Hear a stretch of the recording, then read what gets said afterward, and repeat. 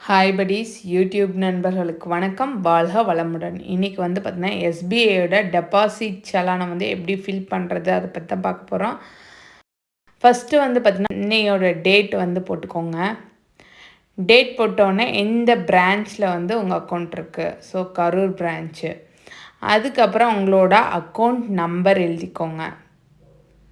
So account number எழுதி முடித்த உடனே உங்களோட நேம் என்ன நேம் எழுதிக்கோங்க, பிரக்யா.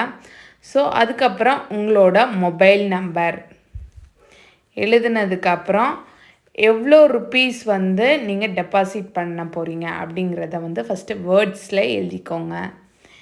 எழுதிட்டு உங்களோட சிக்னேச்சர் சைடில் போட்டுருங்க.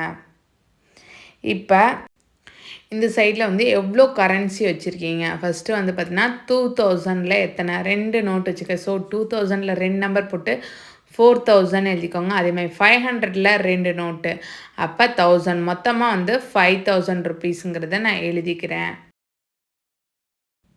5000ன்றது எழுதியாச்சு. இப்போ வந்து லெஃப்ட் சைடில் உங்களுக்கு ரெசிப்டாக கொடுக்கக்கூடிய அந்த ஒரு செலானை வந்து ஃபில் பண்ணுறோம்.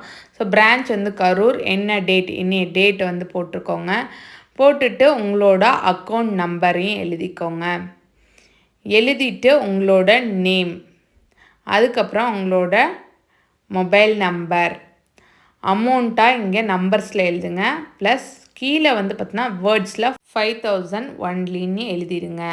அவ்வளோதான், உங்களோட எஸ்பிஐ டெபாசிட் செலானை ஃபில் பண்ணியாச்சு. நன்றி, வணக்கம்.